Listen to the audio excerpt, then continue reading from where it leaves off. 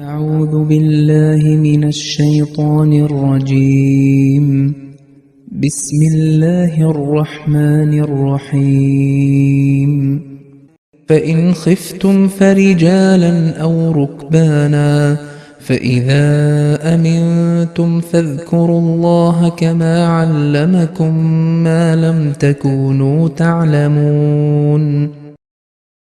അസ്സലാമു അലൈക്കും വറഹ്മത്തുള്ളാ. സൂറത്തുൽ ബഖറയിലെ 240 വചനമാണ് നിങ്ങളിപ്പോൾ ശ്രവിച്ചത്. അർത്ഥം: ഇനി നിങ്ങൾ ശത്രുക്കളെ ഭയപ്പെടുന്നുവെങ്കിൽ നടന്നുകൊണ്ടോ സവാരി ചെയ്തുകൊണ്ടോ നമസ്കരിക്കുക. എന്നാൽ നിങ്ങൾ നിർഭയരായാൽ മുമ്പ് നിങ്ങൾ അറിഞ്ഞിട്ടില്ലാത്തത് അല്ലാഹു നിങ്ങൾക്ക് പഠിപ്പിച്ചു തന്നത് പ്രകാരം നിങ്ങൾ അവനെ സ്മരിക്കുക.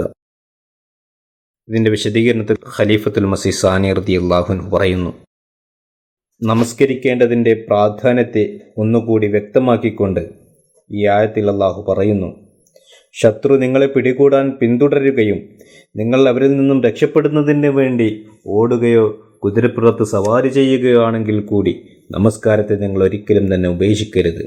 മറിച്ച് ഏത് അവസ്ഥയിലാണോ നിങ്ങളുള്ളത് അതേ അവസ്ഥയിൽ നമസ്കരിക്കേണ്ടതാണ്. അതായത് ഒരു സാഹചര്യത്തിലും തന്നെ നമസ്കാരത്തിൽ അനാസ്ഥ ഉണ്ടാകാൻ പാടില്ല. സ്വലാത്തുൽ ഖൗഫിൻ്റെ അവസ്ഥയേക്കാൾ ഭയാനകമായ അവസ്ഥയാണെങ്കിൽ കൂടി, യുദ്ധം ചെയ്തുകൊണ്ടിരിക്കുകയാണെങ്കിൽ കൂടി നമസ്കാരം ഉപേക്ഷിക്കാൻ അനുവാദമില്ല. മറിച്ച് ഏത് അവസ്ഥയിലാണെങ്കിലും നമസ്കരിക്കേണ്ടതാണ്. ബുഖാരിയിൽ വന്നിരിക്കുന്നു, ഹസ്രത്ത് അബ്ദുള്ള ബിൻ ഉമർ റളിയല്ലാഹു അൻഹുവിനോട് സ്വലാത്തുൽ ഖൗഫ് അഥവാ ഭയത്തിൻ്റെ അവസ്ഥയിലുള്ള നമസ്കാരത്തെക്കുറിച്ച് ചോദിച്ചപ്പോൾ അദ്ദേഹം അത് അനുഷ്ഠിക്കേണ്ട രീതിയെക്കുറിച്ച് പറഞ്ഞു തന്നു. ശേഷം പറഞ്ഞു, ഇനി അതിനേക്കാൾ ഭയാനകമായ അവസ്ഥയാണെങ്കിൽ പോലും വാഹനത്തിലോ നടന്നോ പോകുന്ന അവസ്ഥയിലാണെങ്കിൽ കൂടി നിങ്ങൾ നമസ്കരിക്കേണ്ടതാണ്. ഇതിൻ്റെ നിവേദകൻ ഹസ്രത്ത് നാഫി റളിയല്ലാഹു അൻഹു പറയുന്നു, ഞാൻ മനസ്സിലാക്കുന്നത് ഹസ്രത്ത് അബ്ദുള്ള ബിൻ ഉമർ റളിയല്ലാഹു അൻഹു ഇത് റസൂലുള്ളാഹി സ്വല്ലല്ലാഹു അലൈഹി വസല്ലമയിൽ നിന്നുമാണ് കേട്ടത് എന്നാണ്. ഇതിൽ നിന്നും മനസ്സിലാക്കുന്നത് നബി സല്ലല്ലാഹു അലൈഹി വസല്ലം സ്വയം തന്നെ ഈ ആയത്ത് കൊണ്ട് സ്വലാത്തെ ഖൗഫിനേക്കാൾ ഭയാനകമായ അവസ്ഥയാണ് അർത്ഥമാക്കിയിരിക്കുന്നത് എന്നാണ്. സ്വലാത്തുൽ ഖൗഫിലാണെങ്കിൽ ഒരു ഇമാമിന് പിന്നിൽ നിന്നുകൊണ്ടാണ് നമസ്കരിക്കുക. എന്നാൽ ഇവിടെ പറഞ്ഞിരിക്കുന്ന അവസ്ഥയെന്നാൽ ഓടിക്കൊണ്ടിരിക്കുന്ന അവസ്ഥയിലാണെങ്കിൽ പോലും നമസ്കരിക്കുക എന്നതാണ്.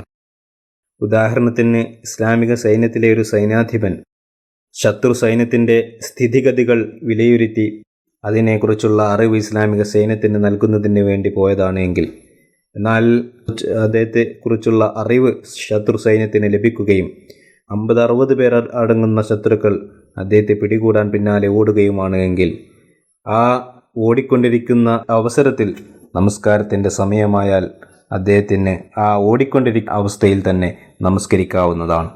കാരണം സൈന്യാധിപൻ അവിടെ നമസ്കരിക്കാൻ വേണ്ടി ഇറങ്ങുകയാണെങ്കിൽ ശത്രു സൈന്യം അദ്ദേഹത്തെ പിടികൂടുകയും അങ്ങനെ ഇസ്ലാമിക സൈന്യത്തിന് എത്തിക്കേണ്ടിയിരുന്ന ആ സന്ദേശം എത്തിക്കാൻ സാധിക്കാതെ പോവുകയും ചെയ്യുന്നതാണ്. അവൻ രക്ഷപ്പെട്ട് ഇസ്ലാമിക സൈന്യത്തിലേക്ക് എത്തിച്ചേരേണ്ടത് അനിവാര്യമായിരുന്നു. അതുകൊണ്ട് തന്നെ കുതിരപ്പുറത്ത് യാത്ര ചെയ്തുകൊണ്ടിരിക്കുന്ന അവസ്ഥയിൽ തന്നെ നമസ്കാരത്തിലെ വചനങ്ങൾ ചൊല്ലിക്കൊണ്ട് അവന് സാധിക്കുന്ന വിധത്തിൽ നമസ്കരിക്കാവുന്നതാണ്. കിബിലയ്ക്ക് നേരെ ആവണമെന്ന നിബന്ധനയുമില്ല. എന്നാൽ തുടങ്ങുന്നത് കിബിലയ്ക്ക് നേരെ നിന്നുകൊണ്ടാണെങ്കിൽ വളരെ ഉത്തമമായിരിക്കും. ഇത്തരം സന്ദർഭങ്ങളിൽ നമസ്കാരം അനുഷ്ഠിക്കാൻ പറഞ്ഞ രൂപത്തിൽ തന്നെ അനുഷ്ഠിക്കണമെന്നുമില്ല. അതുപോലെ തന്നെ ഒരു വ്യക്തി ശത്രുക്കളുടെ മുമ്പിൽ തോക്കും പിടിച്ച് നിൽക്കുകയാണ് എങ്കിൽ അതേ അവസ്ഥയിൽ തന്നെ നമസ്കാരത്തിലെ വചനങ്ങൾ ചൊല്ലിക്കൊണ്ട് നമസ്കരിക്കാവുന്നതാണ്. ഉദാഹരണത്തിന് ഒരു യുദ്ധ സാഹചര്യമാണ് എങ്കിൽ, ആ ശത്രുക്കളെ ഫയർ ചെയ്തുകൊണ്ടിരിക്കുകയാണ് എങ്കിൽ ആ അവസ്ഥയിൽ തന്നെ അവന് നമസ്കരിക്കാവുന്നതാണ്.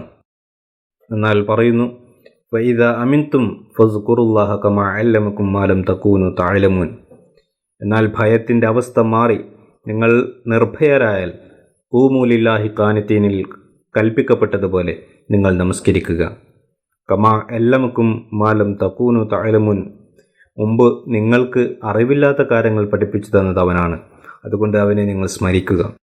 ഈ വാക്യത്തിലൂടെ ഇതിനു മുമ്പ് ഒരു മതവേദ ഗ്രന്ഥവും നിങ്ങൾക്ക് പറഞ്ഞു തരാത്ത ആത്മീയ ജ്ഞാനമാണ് വിശുദ്ധ ഖുർആനിലൂടെ നിങ്ങൾക്ക് പഠിപ്പിച്ചു തന്നിരിക്കുന്നതെന്ന വാദമാണ് ഖുർആൻ മുന്നോട്ട് വെക്കുന്നത്. വആഖിറു ദഅവാനാ അൽഹംദുലില്ലാഹി റബ്ബിൽ ആലമീൻ.